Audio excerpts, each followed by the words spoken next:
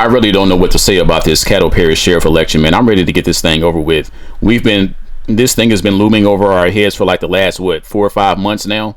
And here we are once again, waiting to vote again in March 23rd. It's starting to look like that Mr. Whitehorn is, he's frustrated and he's losing hope.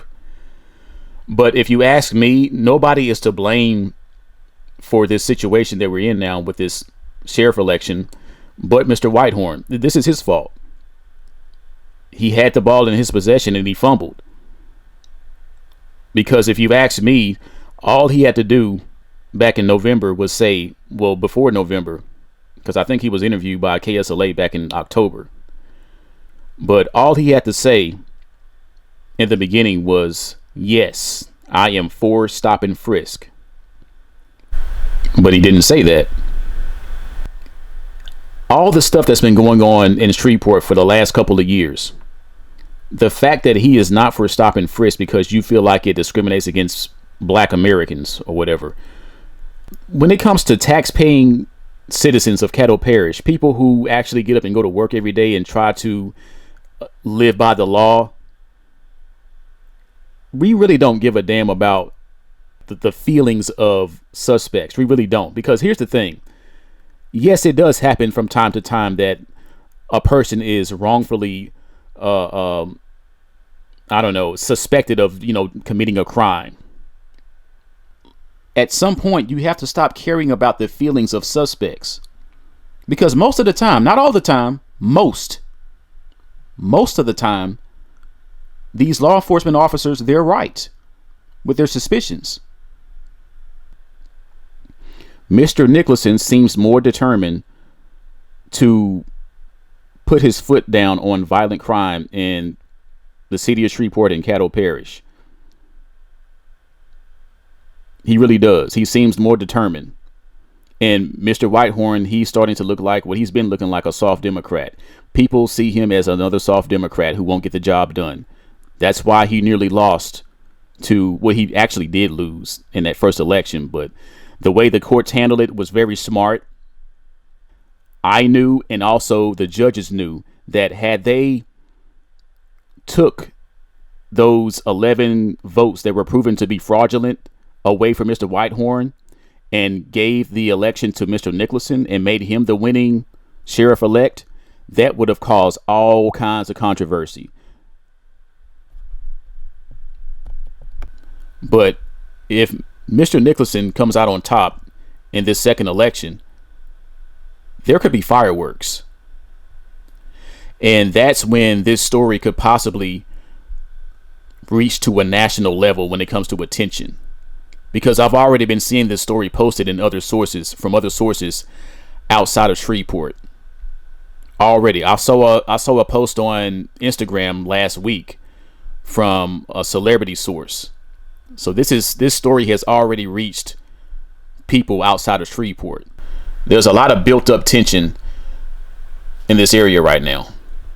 When I drive through the predominantly black areas and I see mostly Whitehorn campaign signs in front yards and in front of black owned businesses, and then I drive through the predominantly white areas, Broadmoor, South Highlands, Ellaby Road, and I see mostly Nickelson campaign signs.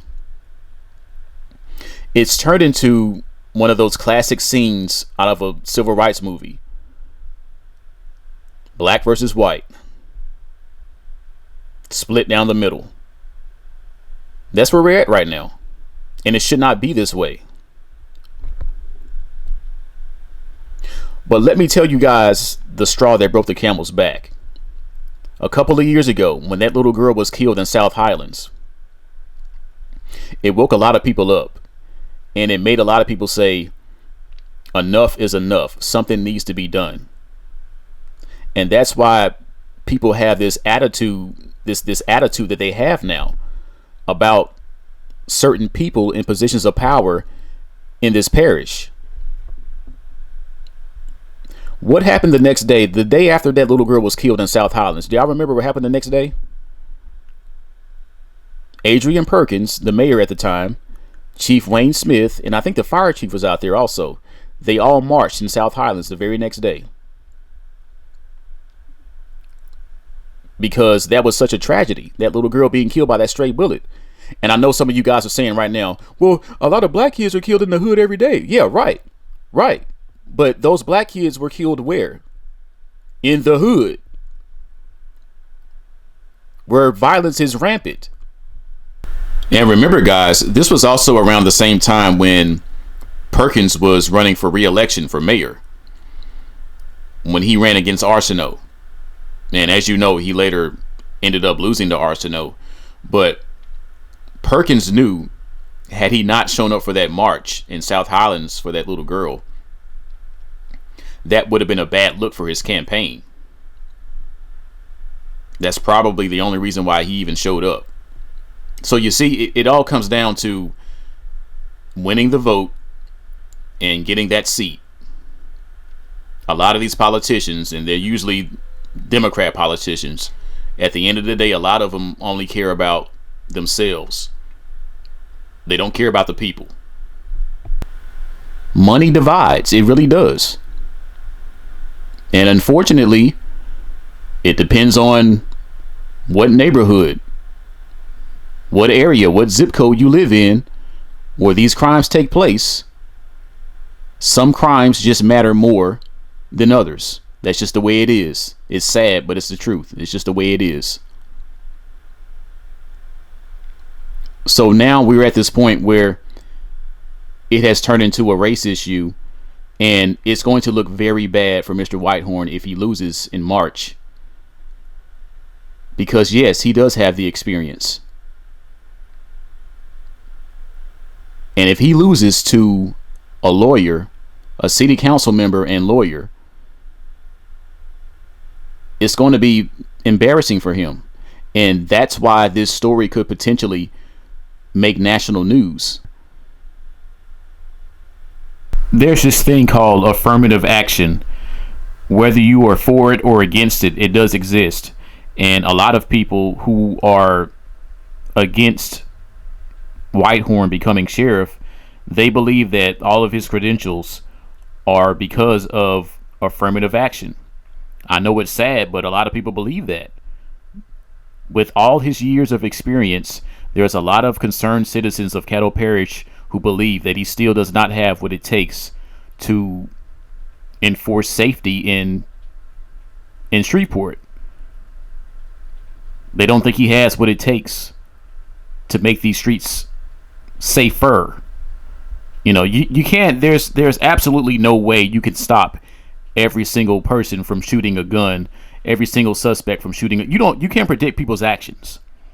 Okay, we know that. You can't predict the actions of criminals.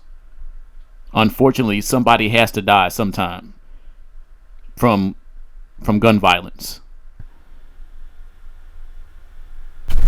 So here we are, just weeks before this second election, and I'm just wondering what's going through Mr. Whitehorn's mind right now. Because like I said earlier, this is a very awkward, uncomfortable situation that we're in.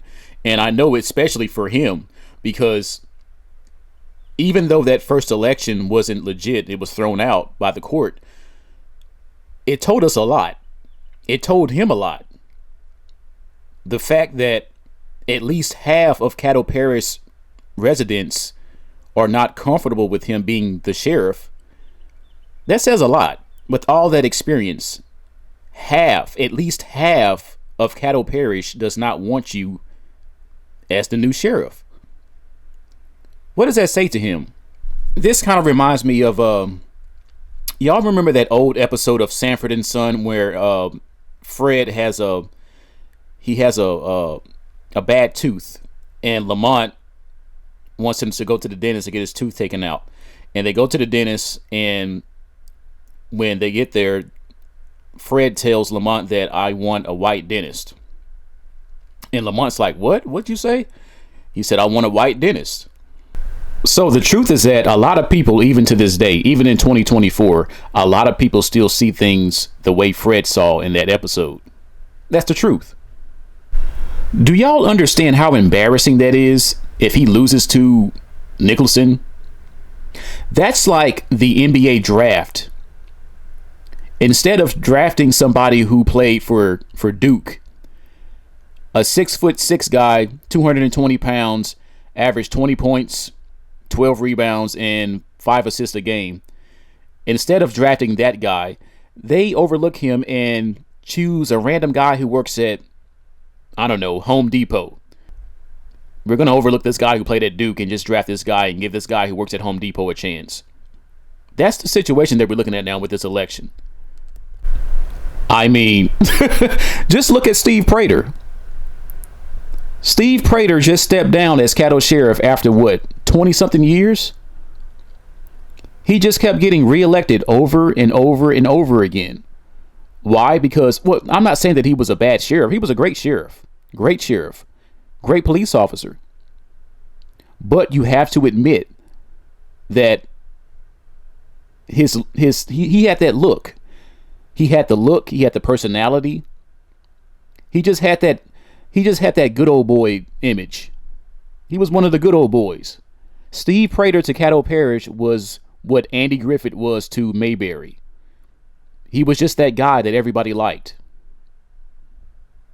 And unfortunately, Mr. Whitehorn just doesn't have that same level of respect. And I'm going to say this, guys. Now, what I'm about to say, you won't hear on KSLA or any other local news station. I don't work for any news station. I'm not a news reporter. Some people thought I was, but I'm not. I'm just a YouTuber who makes YouTube videos about Shreveport. This is my channel. This is Shreveport Shenanigans. And I'm going to say what the hell I want to say on here. But I always thought it was weird that we have a black police chief. And if we were to hire a black sheriff, but when you go out here in these streets in Shreveport and Caddo Parish, and you see most of the time, I would say probably 90% of the time, whenever there's a dangerous call about a hostage situation, armed robbery, an arrest warrant for a murder suspect. There was a guy who was just killed on Pines Road just a couple of weeks ago because he shot at the police. 90% of the time, you don't see any black officers respond to these calls of danger. Whenever the danger level is high, it's usually no black officers involved. Most of the black officers, most of the time, you see them responding to calls like shoplifting at Walmart or Target. They're doing traffic stops, writing tickets. They're arresting prostitutes, trespassers, and stuff like that. Whenever the danger level is low or mid, that's when the black officers come into play. But they're rarely involved in these situations where the danger level is high. Don't you think it's weird that when you see stuff like this, when you see the type of activity that actually goes on with the police department, and you have a black police chief and a black sheriff, that to me screams affirmative action. Because you've never actually experienced, well, I wouldn't say never, but you rarely experience these type of situations that would make you eligible for these positions. It's like the military, you know what I'm saying? So it could be that because of the state of black culture today is why people of color they're not trusted. They're not seen as fit for certain positions of authority. I don't care what anybody says, man. I really believe that this stop and frisk can at least cut the number of shootings and homicides in half, at least in half. We can go from 75 homicides to 35 this year with this stop and frisk. Whether you're for it or against it, it doesn't, like I said, it doesn't matter. F your feelings. This is about safety. Safety comes first. Safety comes first. When you compare our numbers to Bossier City's numbers, Bossier City saw what, 6 homicides last year compared to our what, 72? Come on, bro. Come on. We can do better than that. And with Nickelson's stop and frisk, it could be done. Look at Shreveport City Council and look at Bossier City City Council. They operate totally different. Their police department operates totally different. I have friends and people and former coworkers that would tell me all the time, man, I don't go to Bossier City, man. I'm scared to go to Bossier City. We need to install that fear here in Shreveport. Why are they afraid to go to Bossier City? Why are they afraid to cross that bridge? Y'all know. Y'all have had friends too tell y'all the same thing. Yeah, man, I don't fuck around in Bossier City, man. I stay over here in Shreveport. I don't cross that bridge. Why do they say that? Why do they fear going to Bossier City? As you can see, all the signs, all the campaign signs are still standing. There's Shelby Coon, Gary Cook, Brad Edwards, Justin Davis, Jerry Steele, Jody Larson. All the candidates for Greenwood. Here's Henry Whitehorn. There's his sign. And for some mysterious reason, Nickelson's sign is on the ground. And I don't think the wind did it.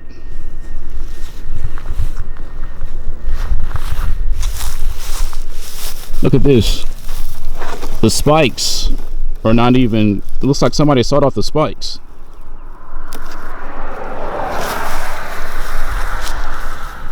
Wonder what happened here. I don't think that was by accident.